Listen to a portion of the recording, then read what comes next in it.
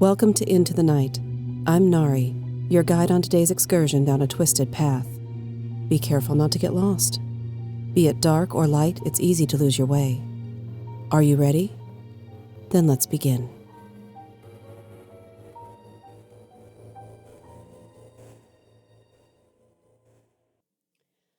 Liliana's Lantern. When I was a little girl, my great-grandmother lived with my family. While unable to live on her own any longer, she was spry and had full command of her faculties. I was fascinated by this wonderful woman who had lived so much life. Great-grandmother Eliza, still beautiful in that quiet dignity women who have lived long and full lives had, opened the world of the past to me. Some children would miss the importance of her wisdom, but not me. She introduced me to a time seldom told of in history books. Her life wasn't a dull list of dates and places. No, she lived life with feeling. Her stories riveted me to her side, and I spent hours sitting at her feet listening. She rocked and sipped on her English tea, telling me one tale after another. Her blue eyes crinkled at the edges when she smiled, and her laugh was hearty. Nothing could pry me away from her, although my mother did try. "Catherine, are you sure you want to spend so much time inside with your great-grandmother? You could join the other children outside." "No, Mama. I love her, and we enjoy spending time together. Please don't make me go outside." "Honey, of course I won't make you. I just wanted you to know it's okay if you'd like to play. Grandma Eliza will be fine if you do." "That's okay. I'll stay in, though." My mother would hug me and then say something along the lines of, "Well, she enjoys your company, so it's fine with me." Mama adored her grandmother, so it made her happy to see my relationship with her develop, even if it did worry her at times. I could tell by how she looked at us that it warmed her heart to see us together, and she pushed her concerns aside to indulge me. I didn't feel like I was missing anything. I didn't care about being with the other children. One afternoon, Grandma Eliza told me the story I will share today. I'm nearly the same age she relived this experience with me. She decided that the time had come for me to know this part of our family history. Unlike Eliza, my health at this age is failing. I've never told this story before, but with death an uncertain companion, I think I must tell it. I still remember sitting at her feet, listening to her voice lilt up and down with emotion as she remembered those long-ago days. I fear I'm not the storyteller she was, but I will do my best to tell Grandma Eliza's story from her point of view. When my mother Amelia was 12, her mother had another baby. They named her Liliana. Mother, of course, was thrilled to have a sister. Being the only girl in the family of 6 boys was no easy position to be in. My mother was tall and wispy with brown eyes that crackled like fire when she laughed or was angry. It was important to know which one it was from, but it almost always was from laughter. She could hold her own with her brothers when it came to chores or play, but she could also cook as well as any restaurant chef, and she could nurse an injured animal back to health. My mother was my hero, and I've spent my life trying to live up to her example. This isn't about my mother, though. It's about Liliana. Liliana looked nothing like my mother. She had light blonde hair and big blue eyes. Everyone loved her. The other children didn't mind the extra attention she received, though. For the older children, she was like a real live doll they could carry around and dote on. They adored their little sister, who was so naturally sweet that they believed she deserved all the treats she received from them.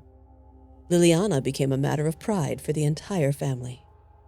As she grew, her older brothers and sister took Liliana under their wings, and she went everywhere with them. Mother had fond memories of picking flowers in the fields with her little sister. Floral wreaths of daisies and chicory blossoms adorned the girl's head. Liliana giggled and played without a care in the world, and she made childhood more fun for all of the children. When Liliana turned 5, the only gift she asked for was a lantern. "Are you sure you don't want something else, honey?" My grandmother found it hard to believe that a little girl would want something so practical. "Yes, Mama. I'm sure that's what I want. Let me pick it out, though." They took her to the country store, but none of the lanterns on the shelves suited Liliana. "I'll know it's the right one when I see it." A few days later, the family went to the nearest town. Liliana browsed the aisles of various shops. At one point, the store owner asked her, "My dear, is there something you're looking for?" "Yes, ma'am. I'm looking for a special lantern." "A special one? I think I have one in the back you may like." She gave the little girl a wink, and Liliana smiled back at her. When the woman returned from the storage room, Liliana's eyes lit up the moment she saw the lantern. To the rest of the family, it appeared to be no different than the others. But she clutched it to her chest. "This is the one! This is just what I've looked for." "I think you'll enjoy this one. Please take good care of it. The right lantern is hard to find." "I will. I promise." Liliana was true to her word and treated her lantern with care. Her mother filled it with a small amount of oil and explained that she could only light it when an adult or one of the older children was with her. Time passed. Liliana carried her lantern with her every day and placed it on the table next to her bed every night. Even after a few years had gone by, Liliana never lost interest in her lantern.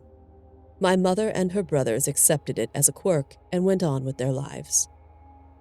Mother had begun courting my father at this point, and while she still doted on Liliana when she could, she became preoccupied with the love she found with my father. They were madly in love, too. That never changed throughout all the years of their marriage. While life seemed bright and happy for my parents, the world was in turmoil. A war raged across the sea, the economy faltered, and terrible disease spread through communities. My family, thankfully, remained healthy, but many friends and neighbors succumbed to the deadly flu. One night, my mother crept into the family home, well past when she was supposed to be in. This was before she and Papa married, and she still lived with her parents. She quietly crept up the stairs and padded down the hallway. It was then that she noticed the door to Liliana's room was ajar. She peeped inside, and to her shock, her little sister wasn't in bed. The lantern was also missing from her bedside. Fearing her little sister was in danger of venturing out on her own, Mother hurried back downstairs and went into the night. Liliana had a head start. My mother ran to draw near her little sister while she continued walking into the darkness. When she finally caught up to her, she watched Liliana open the door at Horace Neely's farmhouse and step inside. Unsure why her little sister did such a thing, Mother hurried to the doorway. She didn't want to trespass, but she knew she had to retrieve her sister. While she considered what to do, she noticed that the glow of the lantern grew brighter, and for a brief moment, it illuminated the entire house.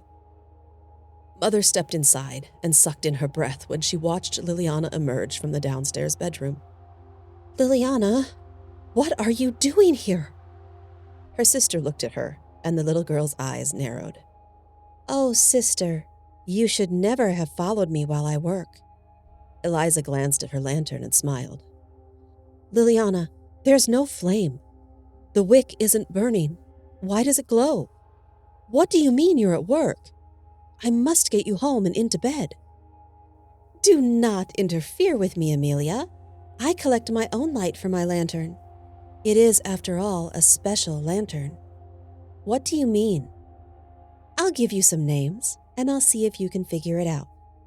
Liliana's eyes danced in the lantern light.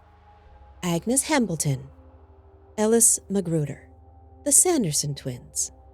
Do I need to say more? I can." "Those are all people who died of the flu." "Those are the names of people whose souls I have collected." She lifted her lantern a little higher and marveled at its eerie glow. "You can add Horace Neely's name to that list." "No, Liliana, you're just a girl. You're my little sister. You can't do that. We must leave here." Anger darkened Liliana's face, and she herself glowed with the same intensity as the lantern. No, Amelia. You are the one who must leave and never come back here. You will leave now, or my little lantern and I will pay a visit to your beloved Henry. No, please, Liliana, don't hurt him. Then leave. Now. My mother bolted and ran through the fields and woods to my father's house. She tossed small stones to tap at his window. Amelia, what are you doing here? Henry, I need to talk with you. I'm so afraid. He rushed downstairs and ran outside to her. My father held his sobbing fiancée as she told him what transpired with Liliana. To his credit, my father believed her. They saw no other way than to elope and leave their community in the dark of night to start a new life. The dangers of remaining was too great, and Mother knew no one would believe her if she tried to tell them about Liliana, so they fled. Once settled in a new place, they wrote letters home apologizing for their rash actions.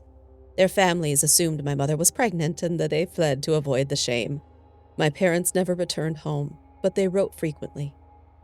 News from their families told of the many deaths among their neighbors. The community believed it was the flu.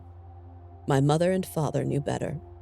When Liliana was 18, she left home with no explanation and disappeared into the world. She's out there somewhere with that evil lantern. I told you this piece of our family history to keep you safe and on guard. She could be anywhere. Great-grandmother Eliza passed away quietly only a few years after she told me about Liliana. She never owned a lantern or a flashlight, and she wouldn't go into a room where candles burned. She feared Liliana, or someone like her, might be lurking to steal her soul with the flame. Now that I am nearly as old as she was, I felt the need to share this cautionary tale with you. Do not be fooled by even a seemingly sweet child if you see them carrying a lantern. Not every light is a sanctuary from the night.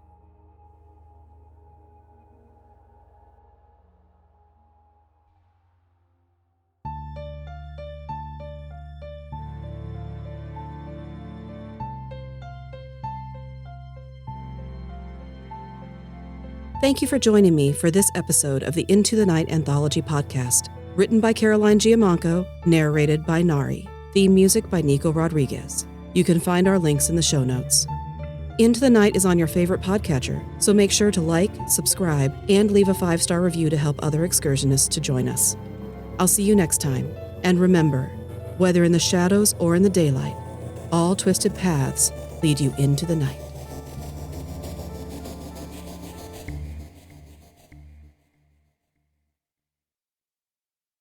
Hi, excursionists. I'm so glad you stayed. If you ever wonder what I'm working on when I'm not here, you can find my current and past projects at narinarrates.com. That's also where you can sign up to be a story in my library, where every story somehow finds its way back home.